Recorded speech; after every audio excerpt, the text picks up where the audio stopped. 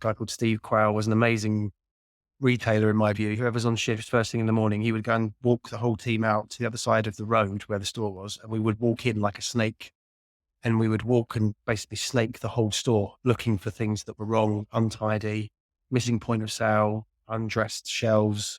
So it's just that kind of, walking the store.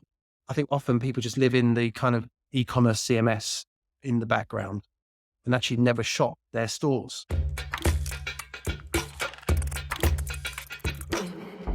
Welcome to Statements of Intent. In this 20-minute episode, we're addressing how e-commerce has lost sight of the people at its very heart. You, the customer. It's a chat that's optimistic, it's casual, it's probably slightly ranty in places, but that's okay. But it's a place where I talk to senior e-commerce marketers and share their statement of how they're looking to change the status quo of e-commerce, adding more care, being more considerate to those very people that they're selling to, the customer. I'm your host, David Mannheim, the founder of Made of Intent, and we're going to jump right into it. Have fun. I'm not even going to introduce you, Richard. We were talking pre-podcast. We are now recording, but we're not going to edit this bit out. So I will introduce you, but carry on what it is that you're about to say. You've just been in a meeting and you came out and... We said, thinking about acting like a retailer is my statement of intent. And you and I were quickly chatting about, maybe the future of retail and how consumers are going to get the inspiration and find those things they want to purchase and where they're going to buy them from. But and perhaps I'll do some of the introduction for you, David, is that I started my retail career in the mid-90s working on the shop floor at Sainsbury's Homebase. So when Sainsbury's owned it. And having the grounding in really good physical retailing in terms of visual merchandising, customer flow through the aisles, upsell, delivering a promise you make, all those good things is really, really key. And then transitioning my career into starting my first pure play D2C e-commerce marketing job was at a business called play.com in 2004. So I was head of marketing there, 20 million turnover. And I was there and we grew to 500 million in 3 years, just over 3 years. So bananas growth.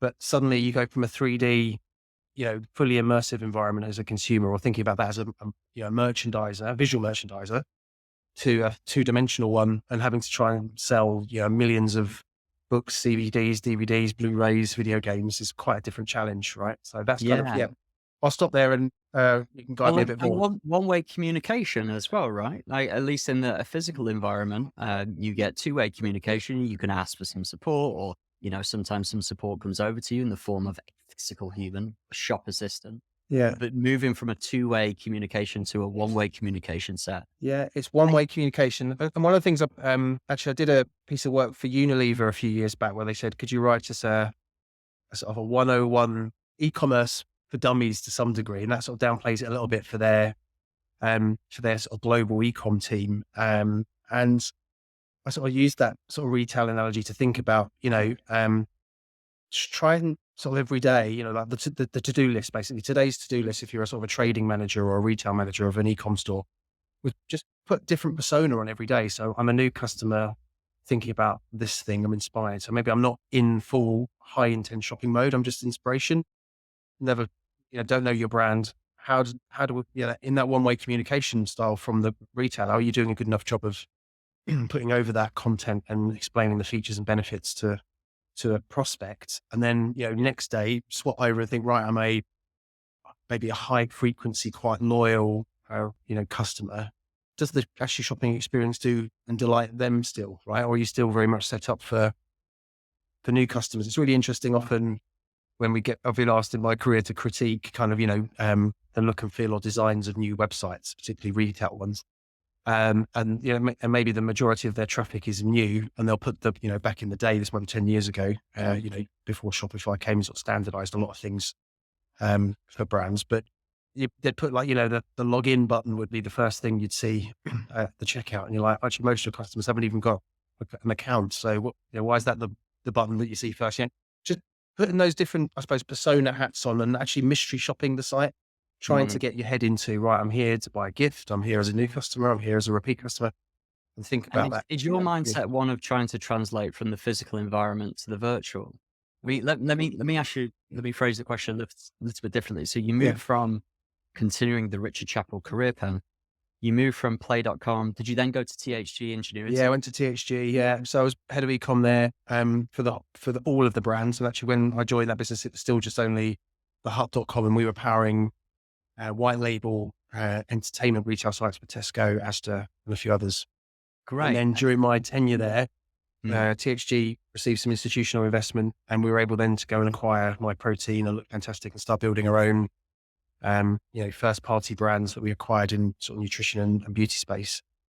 And then at that point, when we actually acquired those brands, I moved into, sort of a VP or the founder of Ingenuity, which was then us sort of selling the whole end-to-end THG stack to the likes of actually Unilever, where I met them, Nintendo, Elizabeth Arden, and other brands were using it. So I was exposed much more to the back end of retail businesses on e-commerce there. I've spent all my time, 10 years or so, in demand creation front end. Sure. But then I had to worry about, making promises to the likes of Nintendo around our operations and our technology and our finance and all other things. So I was a much more rounded general manager of an e-commerce business then. Yeah. And then there till 2015, then when consulting, met Gymshark at 8 million and ended up as their CMO for a couple of years. That's cool. So yeah, and that was a good journey. And now, founder of the Growth Foundation. We've been going for 3 years, team of nearly 30 people, showing scale up brands and investors in this space of how to grow the right way. We talk about that being profitable, sustainable, manageable, and enjoyable. So that's what we do. All the apples. I love it. Yeah. Just like going back to the THG and the Gymshark world. So you've got to think there that those brands predominantly, especially Gymshark, didn't have a physical environment.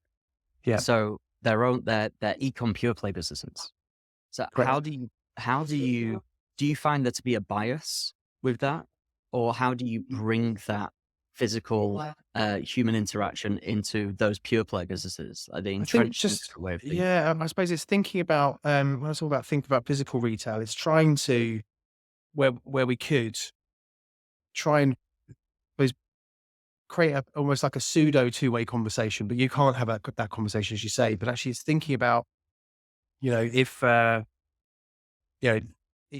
testing things like, arriving on homepages and saying, are you, almost like signposting as you would do in a physical store where you walk in and go, right, the bread's over there and, the milk's over there, you point people where you need to go. So great navigation. So instead of perhaps, we would test things like, sort of more graphics and kind of getting people to shop straight from the homepage. It would be, are you a new customer? Come down this path. If you're a returning customer, come here. Or just, just things like that where you try and think about the navigation and help people on their journey. And then the other thing I suppose, thinking about is my brain's gone for a bit of a brain fart. It is On a Friday, we'll forgive you. Yeah. I suppose the way that you communicate as a retail brand to a consumer at what what stage is the better word of the path to purchase you're at. So one of the things I've experienced is that, maybe this isn't perhaps as obvious in a big, department store or a big, physical store like a Homebase or something like that, but more of a boutique, is that first entry point when you perhaps spy, here's a new customer I've never seen before. So you imagine you put your head of, right, I'm a small, let's say, boutique shoe shop, and you're there and you're fortunate because you work there every day, your returning customers and your new ones. So you can spot them and identify them quickly. You can, I suppose, also as a human, you start to make some perhaps either stereotypes or some judgments about how they look, where they've come from. Maybe you could see the car they've turned up in from the car park. You make a judgment around them. But in those initial conversations that you have and those early moments are around amplifying and expressing perhaps the features and benefits of the product or service that you're selling. So, try to excite them about the benefits they're going to get. And also in a way that you're thinking, how do I meet, and I suppose connect with that consumer, both on sort of their rational and conscious needs, but also the subconscious ones and more emotional ones as well. So Gymshark's a good example of knowing that, that brand kind of stood for, making people really feel in control, but also look great while they were training in the gym. So we used to do a lot of that yoga, effectively showing imagery and content around how fabulous your arms or shoulders or bum is going to look in our products. But as you then move to a more of the sort of the checkout and the back end of the store, which obviously happens in e-com and in physical retail, typically we start to think about communicating anxiety suppression messages. So, trying to pacify thoughts around why you shouldn't buy it. You start to think, oh, should I buy this today? Am I going to get that buyer's remorse and regret this decision? Or actually, am I nervous that, it's going to fit me okay? And all those things, that's much more rational anxiety comes in, to a consumer towards the end of that purchase. So think about how do you suppress that? And it's more that kind of great salespeople or in physical stores can, I suppose, tailor their conversation based on that knowledge of where the consumer is in their store or how they're feeling. And it's trying to take some of that into e-com. It feels very easy. It feels much easier to do in the physical world, because you're looking at someone and you have the conscious and the subconscious cues. You can ask them explicit questions or you can get implicit feedback. Yeah. But you can't do that. Like how, No. and it feels, forgive me for like putting my flagpole in the ground.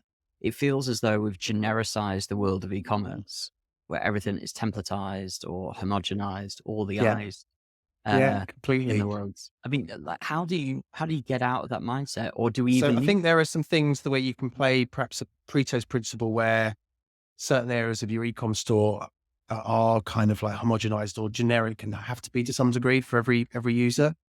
And obviously, as you close, you get to the cart, that it potentially gets a little bit more of the ability to serve personalized content gets a bit more difficult. An example, like for apparel brands that we've worked on, typically this test works really well. So if you've got something like a chat widget, you might see in the bottom corner of the store where you say, sometimes it either pops up after a few seconds, or if you click on it and say, hey, how can I help you? We would change that generic message, which comes out of the box, to something like, hey, how can I help you? ... 94% of our customers say our sizing is brilliant. So you're already thinking that we know that a lot of questions we get in the chat are about sizing. So why don't we just again pacify that anxiety around sizing by saying 94% of our customers say our sizing is incredible, or whatever. So that can be a generic message that everyone benefits from. We've worked with an amazing partner of ours. Actually, he's got a business called Shopbox.ai. They're an AI driven, almost like that sales associate that looks at other, the way that you navigate the site, either with your finger and thumb, the speed you swipe on a mobile, or when you're hovering your mouse and what you're looking at, and starts to act a bit more like a human sales associate to say, actually, I know you're here and you're motivated. Let's say you're in footwear, and might be that you're into just black, ugly trainers. So I can, through the AI, just give you more black, ugly trainers to look at versus, you've come in, let's say you might have clicked on we've come in via let's say Adidas black trainer search term on paid search, you dropped into that product page. The AI starts to take some signals that are sort of less people who bought this product also bought, which is sort of the traditional way of serving, complementary products or basket building with those kind of things. So it's a combination of using, I suppose, if there's generic templates you have to use, with what could you do to think like a salesperson would do in terms of that, an opportunity to connect and, communicate. What could I say that would either amplify the feature and benefit at this stage or suppress anxiety? Sometimes you want to test both of those. Or are there some tools that you can use, like from the likes of Nosto or Shopbox or others that allows you to sort of personalize that based on previous buying behavior and activity in real time? That's really quick key as well. Or just for reference, made of intent. We not to like, but I get our flagpole in the ground. But we focus very much on the intent of the audience, right? Yeah. The signals that you're giving off help us. We can contextualize those signals as something really meaningful, whether you have a high level of intent, whether you are indeed ready to buy, whether you are exactly indeed that. browsing. But it feels to me like a lot of the tools, and more so the thinking out there, is focused. I'm going to push you a bit on this, if that's okay, Richard. Yeah. I focused on product affinity. It's focused on helping you find right items. So discovery of products. I know about you, that feels to me like it's 1/4 of the sell. When you're selling to an individual, helping you find something feels myopic in the grand scheme of things. Do you agree? Do you disagree? Yeah. I mean, it's interesting, isn't it? It's like the other complexity to this is that it will be linked directly to perhaps the, I suppose, the positioning of the brand, be it let's say a low order value, high low kind of decision, I suppose, size and weight of decision commercially on you as a consumer Like an versus a impulse purchase. premium. Yeah, that's the word. Yeah. Or is it a sort of a premium luxury product? And the other thing, is it a, maybe not linked to expense so much, but is it something where it has a massive impact on your life or your environment post the purchase? So, we've done some work with, sofa brands and floor covering brands where the sales cycle and the inspiration to purchase can be 8 to 12 weeks or even longer. So, if you've got someone who's coming in, a good example, we've worked some amazing work with Snug Sofa, amazing sofa brands, modular sofa, where, basically you can get a sofa in a box, right? And what was really interesting, again, sort of taking new visitors down a sample journey versus a buy now journey had a much greater overall conversion rate by knowing, hey, this is the first person, first visit. Don't they buy now? They're most likely in inspiration mode.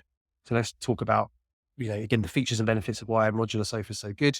Let's get the sample to them. Let's do that. And then from that point, using CRM, get them back into buy mode, right? But you're absolutely right. Because the other point as well is that sometimes, so what's interesting around products, but I was thinking more of the brand thing. So thinking back to sort of apparel, typically apparel is usually sort of, the uniform we wear to say something about us, right? So there's other things that products do for us as consumers, the emotional and rational problems that products solve for us. And some of them are very emotional, irrational, and, about status, and others are much more functional and rational, aren't they? And conscious and things like that. So yeah, it really depends. And I suppose brands or owners to understand where they are on that matrix is interesting in terms of, again, what they say and when they say it.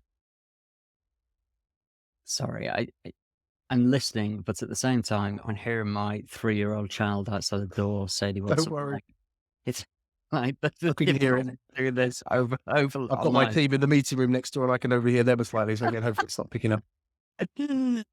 It's fascinating. It's like we've talked about almost the benefits of acting like a physical retailer, or like them being in the mindset of, Yeah. you are a physical retailer, we do these certain things, and we should translate that over to the online world. What prevents people from thinking in that way? Or what are the barriers to the practicalities of that type of approach? I think the one that jumps out most obviously is that you typically, perhaps if you're either a small business and maybe a founder that's wearing every hat from, setting up the Shopify store to, picking and packing from the kitchen table, or if you're a bigger business with a team that, that's already managing that in all different teams across your business, you're only ever, unless you're probably picking and packing the product yourself, you're never in a physical environment. You're in a virtual one looking at, 1 or 2 screens. And I was just thinking then, the ability, one of the things, again, my store manager back at my Homebase days, a guy called Steve Quayle, was an amazing retailer in my view. He used to take myself or every day, whoever's on shift first thing in the morning, he would go and walk the whole team out to the other side of the road where the store was. And we would walk in like a snake, and we would walk and basically snake the whole store, looking for things that were wrong, untidy, missing point of sale, undressed shelves, in the paint aisle, which I was responsible for at the time. If I had, the white emulsion and there was a strip next to that without brushes on it, that would be a very quite a large reprimand from my manager on those things. So it's just that kind of, walking the store, and that, I think often people just live in the kind of e-commerce CMS in the background and actually never shop their stores. I mean, it's amazing the amount of people, like a couple of questions I ask when I meet new brands is like, when was the last time we actually did a transaction on the site properly? When did you last shop? And it's amazing. That can be sometimes weeks or months before members of the team have actually tried to buy things in their own shop. That's great. Or Asking speak to founders, customer service, I can imagine. yeah, right? yeah. That also asking, like, do you tell me the name of your top 5 customers by name and where they live? Again, most people will go, probably 1 in 5 can do that when I meet them. Some founders or managers are really onto who their best customers are. And again, in physical retail, you would know who your top customers are. You know what cars they drive, and what things they're into, what they're not, because you have a conversation with them, because they're so frequent and so visible. So yeah, it just is this sort of almost like, sort of 2-dimensional screen barrier that sets up this block for me. And then the next one will be obviously the capability of having, as you say, or the lack of capability to have two-way conversation, the ease to create the volume and quality of content to have different conversations with different consumers based on where they are in their buying journey. But I'm pretty bullish around how, I suppose, the support with AI and other things that's coming our way, that's going to get much easier to be able to have more personalized, the right message to the right consumer at the right time, effectively. Sounds like personalization 101. Yeah. It's really interesting because I feel a barrier is tech. I feel as though Yeah, tech kind of. Yeah. becomes maybe like an excuse for, because what you're talking about, if I'm honest, Richard, sounds a lot like just bringing things back to basics, speaking to your 100%. customers, going back into the store, having a relationship, a human interaction with someone. And that's hard to do in an online environment. And tech is designed to facilitate those kind of conversations. I don't know whether sometimes we see it as a bit of an excuse to say, in lieu of doing this, which feels really hard and sociable, and as me, a millennial, I don't want to do that. I'm going to use piece of tech that might help Yeah. me or might make that relationship a bit easier. I don't know. What do you think? Yeah, So, I think, if I think about what we mentioned there, kind of, either if you're just sort of sitting in the CMS, or it's difficult to produce I'll say, have the capability from the technology, or the tech is kind of that barrier, isn't there? You're right. But I mean, what some of the things we've done or advised our sort of founders or sort of e-com leaders to do is actually, finding, I suppose, the right communication method, but actually reaching out to those top customers. We've had some brilliant success and insight come from getting founders, owners, and sort of team members to talk to their customers directly. Sometimes the phone can be, say, for millennials and Gen Z, may not be the best place to, maybe the initial WhatsApp, hey, I'm the founder from this brand that you bought quite regularly from. I'd love to be able to, could we have a chat? Could we have a Zoom? Or, often that, and learning around, what they do, where they found the brand, what they like, but, and then extending that not only out into the best customers, but new customers as well, looking at, right, I had hopefully maybe hundreds of new customers yesterday, randomly picking 10 and dropping them a message to say, hey, I'm a founder or a senior manager at this business, purchased yesterday, could I have a chat? And most people will say yes, they'll spare you 5 minutes, right? And the amount of insight you can gain from that's phenomenal. So we've set up quite a few when we've been engaged to help on set up sort of CRM flows and automations in businesses. We'll set up a trigger that drops, a number of customers into an inbox for one of the team to say, right, contact these customers. That's nice. Today. Yeah, it's really good. I feel as though I could speak to you for another 30 minutes. My 3-year-old banging outside the door, asking for Lego. So just some parting words, I suppose, Richard. What would be the one thing that you would encourage people to act like a physical retailer? How would you encourage people Well, to? I think perhaps, I would say act like Steve Quayle at Homebase circa 1995 when I was there as a teenager. Walk the store, properly get in.